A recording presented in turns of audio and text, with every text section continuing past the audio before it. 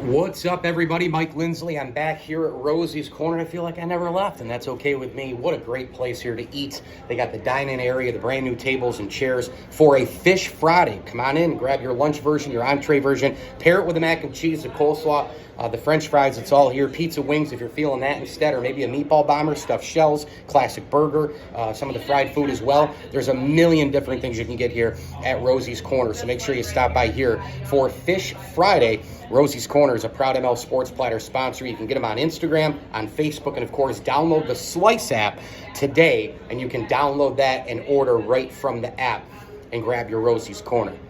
NFC East outlook. Let's do it. I had 4 more to go. I did the entire AFC up until last night. Now today I'm going to start the NFC, and we're going to start with the Philadelphia Eagles. I think they're the best team in the division. I really do. The Dallas Cowboys, will get to them in a minute, but that's a team that's always overhyped. People are pumping them up too much and all the rest. I like what they have going on there. I mean, I think Sirianni and the entire group, I think Jalen Hurts could be a big-time player in this league. Devontae Smith, big-time speed. You've got a great running game. Miles Sanders there. They have one of the best offensive lines in football as well. When you take a look at guys like Johnson and Kelsey, up front, they've got really, really, really good blocking guards and pull guards and terrific big behemoth tackles who are also terrific mechanically and awesome with their footwork, which is going to help Jalen Hurts an awful lot. You've got weapons across the board. I mentioned Smith. You've got Goddard and a heck of a lot else out there in Philadelphia. You go out and trade. You get A.J. Brown. I mean, this is a really, really strong team, I think, going into the year.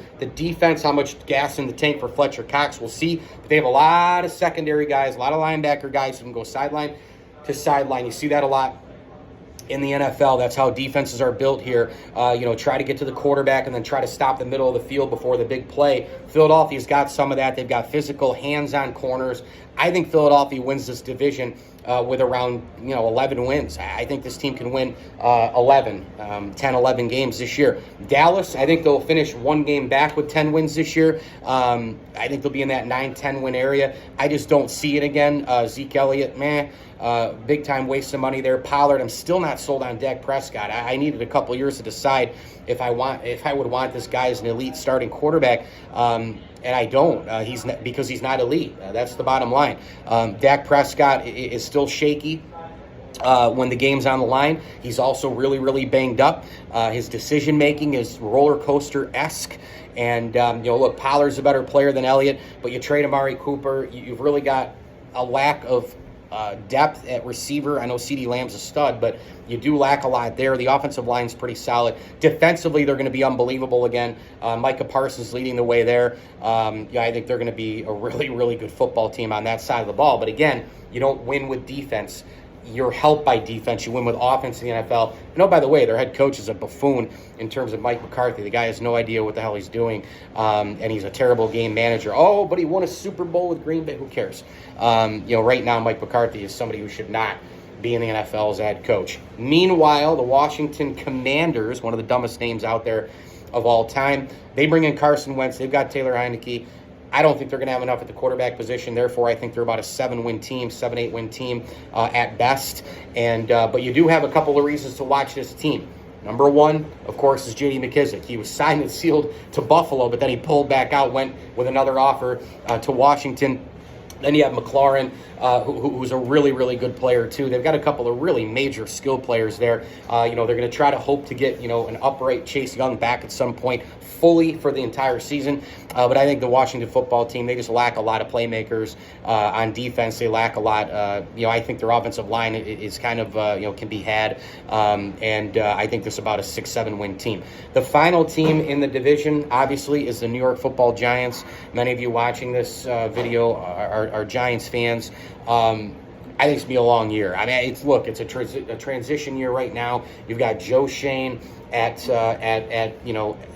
GM. You've got Brian Dable now as head coach, but the wild card in all of this is the same thing that we've been talking about the last couple of years. Is Daniel Jones the guy, or is he not the guy? And I had talked a little bit on a podcast this week about maybe you bring in Jimmy Garoppolo, right? Like Colin Cowherd had even suggested that as well. But again, the money's the problem with Jimmy G. Who can fit him in what they have going on with their cap structure? But this year, to me, it's all about the development, if it's there, of Daniel Jones. I don't think they have a ton of playmakers out there.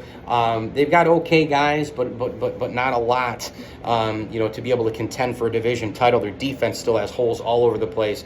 They got to have another year or two of drafting under Joe Shane to build this thing in the right direction. But right now, I think the Giants are probably going to have to draft a quarterback in the draft upcoming here in 2023, because I just don't see it with Daniel Jones. Brian Daboll's going to have a rude awakening in week 1 when he's looking over there and sees Daniel Jones and not Josh Allen. So we'll see what happens here. I could be wrong. I think that this team definitely needs another draft or two to build some more pieces, some foundation pieces, and that includes drafting a quarterback for the future. Mike Lindsley with you here from Rosie's Corner. It's a Fish Friday. Stop by for your dinner version, your lunch version with the mac and cheese, the fries, the coleslaw. You can get pizza and wings all day long as well. The meatball bomber, and of course the classic burger, stuffed shells, and all of your appetizers and fried food as well, from shrimp to clams and a heck of a lot more in between. Find them on Instagram, get them on Facebook, download the Slice app, order from there as well. Rosie's Corner is a proud ML Sports Platter sponsor. Thanks to Jason, Jody, and the gang for having me down all week here as well. Please like this video. Please subscribe to my channel. As I always tell you, enjoy the games.